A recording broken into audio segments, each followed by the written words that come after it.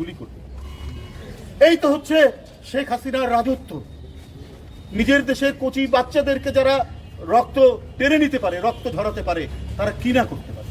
নিজের স্বার্থে তারা গোটা দেশ বিক্রি করে দিতে যাচ্ছিল। এই বাচ্চারা নিজের জীবন দিয়ে, এই কিশোররা নিজের জীবন দিয়ে আমার স্বাধীনতাকে রক্ষা করেছে, আমার সার্বভৌমত্বকে রক্ষা করেছে, এই দেশটাকে রক্ষা করেছে। আমি আল্লাহর কাছে কায় মনোবাক্যে প্রার্থনা করছি, মোনাজাত করছি, আল্লাহ তুমি এদের আত্মদানের মধ্যে দিয়ে এই জাতিকে যেমন রক্ষা করেছো, আল্লাহ এদেরকে তুমি বেহেশত নসিব করো, তুমি নিশ্চয়ই তাদেরকে করবে। কেন আজকে এটা সৃষ্টি হয়েছে? সৃষ্টি হয়েছে ওরা মনে করতো এই ব্যাংকে কার টাকা থাকে, জনগণের টাকা, ওটা কি সালমান এফ রহমান নেওয়ার ক্ষমতা রাখে, নিতে পারে? পারে না, কিন্তু ওরা পারত। ওরা মনে করতো জনগণ তার মানে কষ্টার্জিত টাকা ব্যাংকে রাখবে, আর লোপাট করবে আওয়ামী লীগের মন্ত্রীরা, লোপাট করবে আওয়ামী লীগের নেতারা। ওরা বিদেশে 360টার মতো বাড়ি করবে, নানা দেশে নানা বাড়ি করবে, সেকেন্ড হোম বানাবে, ওরা সুখে শান্তিতে তারা বিদেশেও বাড়ি থাকবে, আর দেশ থেকে তারা লুট করে নেবে। আর যদি জনগণের আওয়াজ হয়, যদি জনগণের গণতন্ত্রের পক্ষে যদি আওয়াজ হয়, তাহলে তাদেরকে কি বলতো? আপনাদের মনে আছে মাইনুদ্দিন খান বাদল প্রকাশ্যে পার্লামেন্টে বলেছে যে আন্দোলনকারী যারা গণতন্ত্রের কথা বলে ওই সমস্ত বিরোধী দলের পায়ে গুলি করবেন। প্রথমে কার উদ্দেশ্যে বলছে?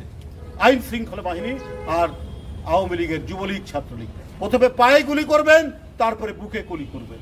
তারা সেইটাই প্রতিষ্ঠা করতে গিয়েছে, তারা সেইটাই এই আন্দোলনের মধ্যে তারা পরীক্ষা করে দেখেছে যে এটা কি হতে পারে।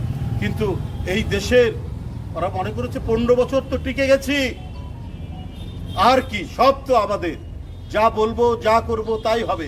গণতান্ত্রিক শক্তির আর আওয়াজ করবে কে? বেগম জিয়ার লোয়ার কোর্টে 5 বছর জেল দিয়েছে, আমরা সেটাকে 10 বছর বাড়িয়ে দিয়েছি, কারণ আদালত তাদের কাছে নত জানুক, লোয়ার কোর্ট তাদের কাছে নত জানুক, পুলিশ তাদের কাছে নত জানুক, আপনার প্রসিকিউশন তাদের কাছে নত জানি। শেখ হাসিনার আর পায় কে? কিন্তু এর ভিতরে ভিতরে আর উপরে তো আল্লাহ সব দেখছে, বলছে তুই বার, কত বাড়বি। জনগণ যে ভিতরে ভিতরে ফুঁসে উঠছে, জনগণ যে চরম প্রতিশোধ দিতে পারে অন্যায়ের বিরুদ্ধে, সেইটা শেখ হাসিনা এবং তার দল, তার ফ্যাসিস্ট, এরা আজকে দেখেছে যে কি অবস্থা। সাংবাদিক বন্ধুরা, আজকে 25শে আগস্ট মামলা হয়েছে, এই মামলায় অপরাধীরা ধরা পড়েনি কেন? ইন্টারন্যাশনাল ক্রিমিনাল কোর্ট, আন্তর্জাতিক অপরাধী আদালত, অপরাধ আদালত, তাদের কাছে যাওয়ার কথা। নানা ধরাই পাড়াই করে আজকে শহীদ সৈকত সহ একের পর এক শহীদ, মুগ্ধ, আবু সাইদ, এইরকম যারা ফৈয়াজ, অসংখ্য যাদের জীবন গেছে, তাদের মামলা দ্রুত গতিতে কেন আন্তর্জাতিক আদালত এবং বাংলাদেশের যে প্রচলিত আইন অনুযায়ী দ্রুত এদের অপরাধীদেরকে গ্রেপ্তার করা হচ্ছে? অন্তর্বর্তীকালীন সরকারকে সবাই সমর্থন দিয়েছে, কিন্তু কাজের গতি যদি স্লো হয়, কাজের গতি যদি অত্যন্ত নিম্ন গতির হয়, তাহলে তো এদেশের মানুষের কাছে আপনারা দিনকে দিন আপনারা তো প্রশ্নবিদ্ধ।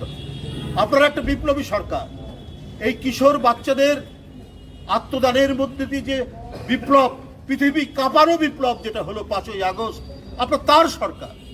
ওই সমস্ত অপরাধীরা ঘুরে বেড়ায়, তারা পিকনিক করে, তারা লাঠি মিছিল করে, আর আপনার সরকার যদি এটা নিশ্চুপ থাকে, আর সবাই যদি মানে জনগণকে যদি সব সময় তারা যদি শুধু উপদেশ দিতে থাকেন, তাহলে তো এইটা হতে পারে না। ডক্টর ইউনুস, তার যে ইউনুস গুডউইল বলে একটা কথা আছে, একটা ফ্রেজ তৈরি হয়েছে, তো ইউনুস গুডউইলের আমরা প্রতিফলন দেখতে চাই।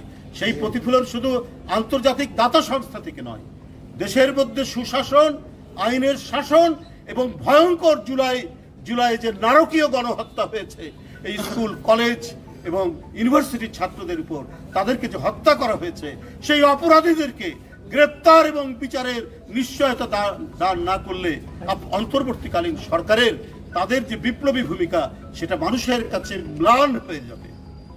আমি অতি দ্রুত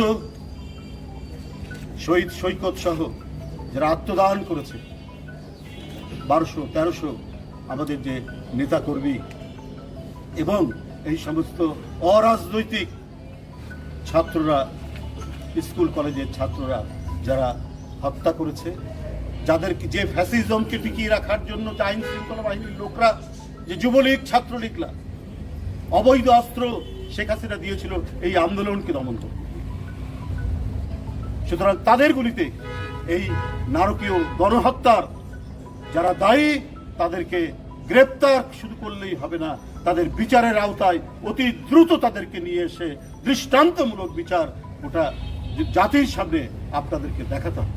না হলে দিনকে দিন কিন্তু প্রশ্ন বাড়তেই থাকবে।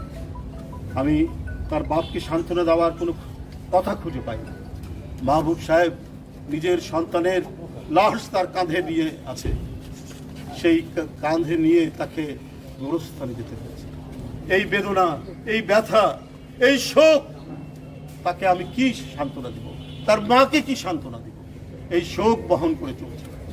যাই হোক, আমি শহীদ সৈকতের আত্মার মাগফিরাত কামনা করছি এবং অতি দ্রুত তার যে খুনি তাকে পাকড়াও করে দৃষ্টান্তমূলক শাস্তির দাবি জানিয়ে আমি আমার বক্তব্য ধন্যবাদ।